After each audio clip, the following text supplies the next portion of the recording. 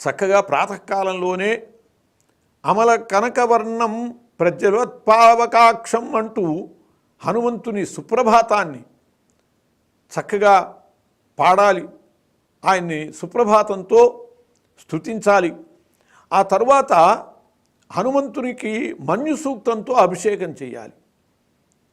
అభిషేక ప్రియ శివ అన్నట్టుగా శివుడు ఏ విధంగా అభిషేక ప్రియుడో ఆ శివావతారుడు రుద్రావతారుడైనటువంటి హనుమంతుడు కూడా అభిషేకం అంటే చాలా ఇష్టమైనటువంటి వాడు. కాబట్టి ఆయనకి అభిషేకం మన్యు సూక్తంతో చేయాలి. మన్యు సూక్తం చాలా గొప్ప శక్తి కలిగినటువంటిది.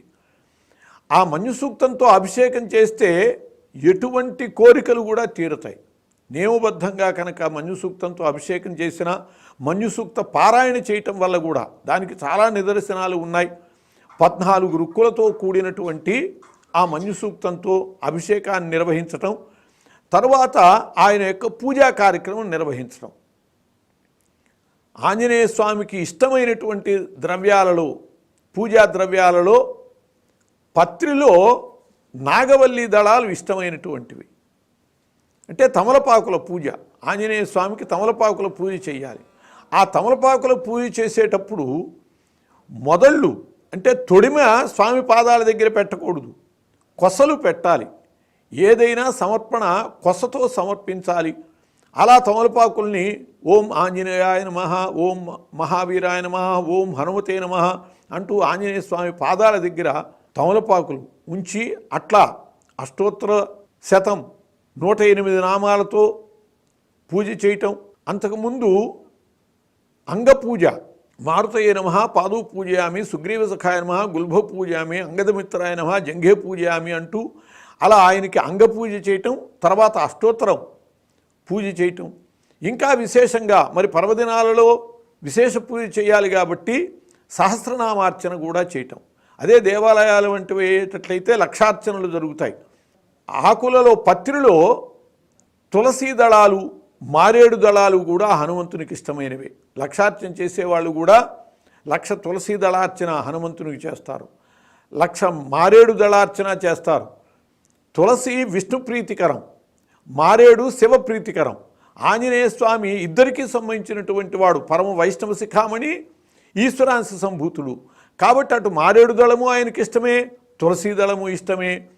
ప్రత్యేకంగా నాగవల్లి దళం, తమలపాకులు ఇష్టమే. ఇట్లా పత్రిలో ఈ 3 రకాల పత్రులతోనూ ఆయనకి పూజ చేయొచ్చు. సహస్రనామార్చన చేసి ఆయన్ని సంతృప్తిపరచచ్చు. అలాగే పూజా ద్రవ్యాలలో ఆయనకి ఇష్టమైనటువంటి వాటిల్లో సింధూరం, సింధూరార్చన. సింధూరం ఒంటి నిండా పూయటం వల్ల ఆయన ఆనందిస్తాడు. మంగళవారం నాడు ఒంటి నిండా పూస్తే ఆయన పరమానంద భరితుడవుతాడు. నామాలు చెబుతూనే అలా ఒంటి నిండా సింధూరం పూస్తే ఆయన పూజ కూడా మనం చేసినట్లే. అలా కాక సింధూరాన్ని సమర్పిస్తూ మనం ఏ విధంగా అయితే అమ్మవారికి కుంకుమ పూజ చేస్తామో, కుంకుమతో పూజ చేస్తామో, అలా సింధూరంతో అష్టోత్తర శతము, సహస్రనామార్చన, విశేషార్చనలో లక్షార్చన కూడా ఆ సింధూరంతో చేయొచ్చు. అక్కడ నామాలు ప్రధానం, ద్రవ్యము కాదు. అలాగే కదళీ ఫలార్చన కూడా ఆంజనేయ స్వామికి ఇష్టం. అరటి పళ్ళతో పూజ చేయటం.